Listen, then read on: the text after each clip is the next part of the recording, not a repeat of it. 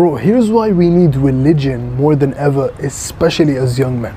So bro, I'm not gonna lie to you, I was born a Orthodox Christian child, right? I was born into Orthodox Christian family, but I never really, like, when I was 7, 8, 9, 10 years old, right? I didn't really feel close to God, you know? I didn't really feel like this spiritual stuff. Yeah, my mom would talk to me about it, and my dad, you know, would teach me all the things, and I would read the Bible, and, you know, all of like the religious practices, right? And, you know, I would go to church with my parents, right? And, you know, do all those things, but I didn't really feel God, I'm not gonna lie. Until 2020, you know, in 2020, right, like we had like COVID and the lockdown, and it was a very terrible time for all of us. But for me especially, it was the hardest period of my life. In 2020, I was depressed. I hated my life. I remember I used to always wake up every single day. I was 11, right? I was very, very young. And I just hated my life. I literally used to have like suicidal thoughts. Like I literally used to imagine myself like jumping off this balcony and ending it all, because I just felt nothing. Like in the past, you know, I would, you know, go out with my friends and have fun, but now we're all locked, you know, in our houses, and I just hated everything, right? It was a very dark period of my life. But then I actually really got close to my faith and really got close to Orthodox Christianity and Jesus. And Jesus changed my life, honestly. He saved me from all these suicidal thoughts, all this depression, anxiety, and me wanting to kill myself. And he just absolutely transformed my life and transformed me as a human being. Like, I'm not gonna lie, I used to always talk about, like, this is self-improvement channel, of course, I'm not supposed to talk about this, but, you know, like, I don't care, man, I don't care. Like, this is really the truth, and this is what's speaking to me in my soul, right? Jesus is the truth. He changed my life. And I'm not saying this to force anything upon you. This is just what happened in my experience, right? But he really just changed my life completely, and I became a completely new human being. But I used to hate my family, used to hate everyone, and now I love everyone. This is why I'm making this channel. This is why I'm helping people. Like, he just totally transformed my life more than anything, more than any book, more than any exercise, more than any meditation, more than any thing I write in a notebook. Christianity has changed my life the most, more than anything. And I'm just saying it, like, I'm just being honest, bro. I'm just being honest. We need religion now more than ever, especially as young men. We need faith, because what religion did for most of human history, in my opinion, is it gave people, especially men, right? We as men, we need this. This is a deep core need for us masculine men. It gave meaning and purpose. You know, I always talk about meditation. You know, in Christianity and in Islam. In Islam, they pray 5 times a day, right? That's beautiful. That's meditation. That's a form of meditation, right? You know, I always talk about fasting, right? In Christianity and Islam, they fast. People fast. Ramadan, and you have like the Christian fast as well. You know, I always talk about gratitude, right? Gratitude journaling. And we always thank God before we eat in any religion, right? And really, if you think about it, sin is just instant gratification, and the ultimate delayed gratification is heaven, is the afterlife. It's what philosophers and religious thinkers have been thinking about. It's what human beings have been thinking about for all of humanity. What's gonna happen after I'm dead? Why am I here? And that's what religion did. It made men masculine and women feminine. I think religion is beautiful, man, and I love to see, you know, more young men and young women are going to churches and going to mosques. It's beautiful. It's beautiful. Even Buddhism. I respect all religions, and I love all religions, by the way. And I actually practice things from every, you know, main religion. Does that make sense? So I love and respect all religions.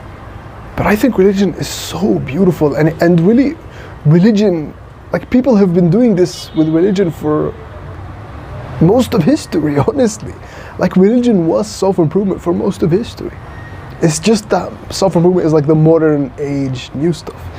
And you know, I think, like, if you read like philosophy like Nietzsche and Sartre and all these atheists and Camus, right? And at the same time, you read like people who actually believe in God, like, you know, Aristotle, the Greek philosophers. You read philosophy.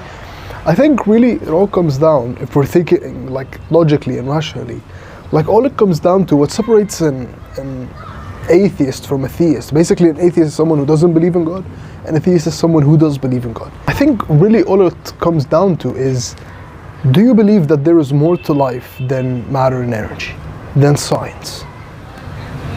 That's really what it comes out to. Like, do you believe in the supernatural? That's it. Because if you do believe in the supernatural, then you believe that there is a creator. And you would believe that, like in the resurrection, for example, Christianity, or you would believe like in like the holy books in religion, right? It all comes down to this, like, do you believe in supernatural? And for me personally, like, if you asked me that question like 7 or 8 years ago, I would have told you, no man, of course not. I believe, like, my mind was always like very scientific, and I used to always like falsify, and like, trust me, I'm a very skeptical person. But the way like Jesus and Christianity changed my life, yeah, of course I believe it's supernatural, of course. Like, people, millions and millions of people have near-death experiences. And I think for me personally, honestly, the reason that I was like an atheist, not really an atheist, but I really like didn't focus on Christianity, or didn't really believe in anything, didn't feel anything, I think it's just because of trauma, for me personally, right?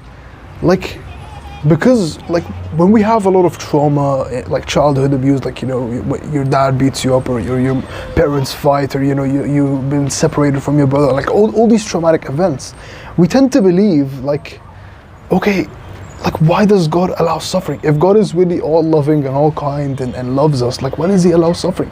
And that's what I always used to ask God, like, why do you allow suffering?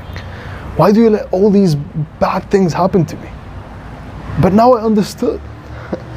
Now I understand. It's because all the pain and suffering that I went through, that I didn't understand why God was giving me, I understood.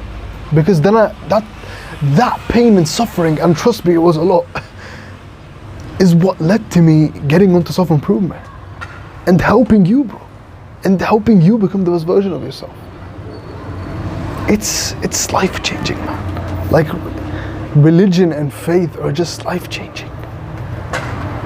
And I think, like, if you look at, you've probably heard of like Maslow's hierarchy of needs, right? Where you have like Maslow, he's basically a psychologist that explains like all of our human needs, right, in this pyramid, right? So like at the bottom you have like physiological, like food, water, shelter, like basic physiological needs. And then above that you have safety, which is like resources and money and the shelter, right? And above that you have like love and belonging, so relationships. And above that you have like esteem, you know, like respect and being respected, right? And then at the very top you have self-actualization, which is literally, that's what he talks about, being your best self, being all that you can be. That's self-actualization, which is self-improvement, really, like becoming the best version of yourself.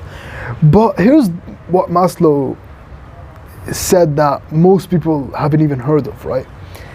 There's a level above self-actualization, right? Like self-actualization, we thought that was like the highest need in the whole pyramid, right? That's what we are doing, like fulfilling every need to get to that, right?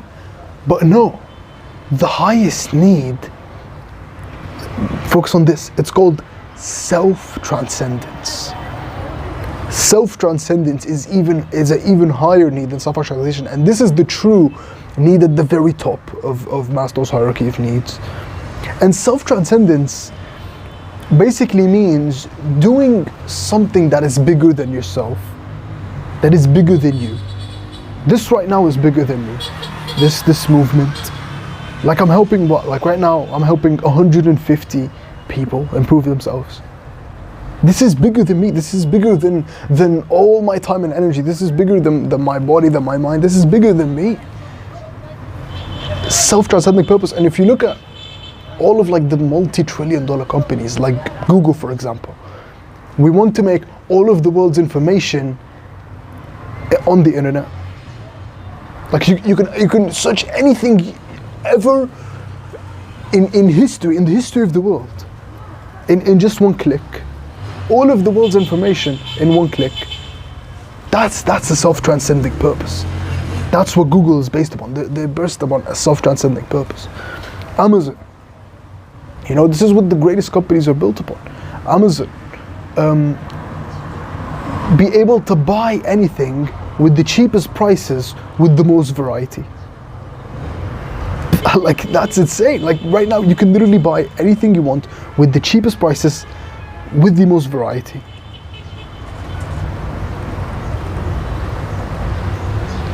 With the fastest shipping, right? So like, and that's what Amazon was built upon. Those are the first principles of Amazon, right? You look at any like ultra trillionaire like company that absolutely changed the world, like iPhone. We want to make devices that connect everyone and get everyone onto technology and the internet, like the iPhone. Now, what does this have to do with religion? Basically, what religion did is it acts as a shortcut to this self-transcendence, to the highest need we have as human beings, because all religions really talk about help other people, feed the poor. Like, it's all about that, really. That's the highest need, is helping other people, is doing something bigger than yourself. Love your neighbor as you love yourself. That's in Christianity. In Buddhism, for example, this is when Buddha discovers that he doesn't desire anything anymore. He just wants to help other people. Right? That's self-transcending purpose. And that's what religion does, is it makes us, like, think about this. I've been thinking about this and critically thinking about this for a very long time. Because I heard this from my mentor, Charlie Morgan, right? He told me, if you had the best health in the world, because this is really all I talk about, right? This is what me and you want as young men. If you had the best health in the world, like the most jacked physique, like just visualize, you had all the best nutrition, you slept well, everything was perfect, and you had all the money in the world, all the money you could ever dream of. You can go anywhere, you could travel anywhere, you can buy anything you want, you can buy yachts, cars, anything, Rolexes, anything you want. But here's what he said. He said, if you have the best health in the world and all the money in the world, but you can't share it with anyone, what's the point? What's the point? I think that's why religion is so beautiful. It's because it really focuses on what gives life meaning. It's relationships. Relationships are really the greatest beauty. It's what makes us the happiest. Like Arthur Brooks, who has a PhD in happiness, who's basically the happiness expert, says the 4 pillars of happiness are what? They're faith, so your faith in something, this is what we're talking about, family, friends, and work. And I was shocked, like, yeah, that's what actually makes us the happiest. Faith, family, friends, and work. And I used to think, oh man, no, like meditation is what makes us happy, and it does. It improves your mental health, and it makes you peaceful, right, and calmer, right, or journaling, right. Like these things are what make you happy, but actually it's not. According to the happiness expert, it's not. It's relationships that make us happiest, and we are such like extremely social animals. Yeah. That's it. So yeah, I've been thinking about this for a long time and I'm thinking about making this video for a long time, but really I know that this will help you, bro. Because this is something I've gone through. Like, religion is the way. Like, God does exist. God does exist. And He loves you.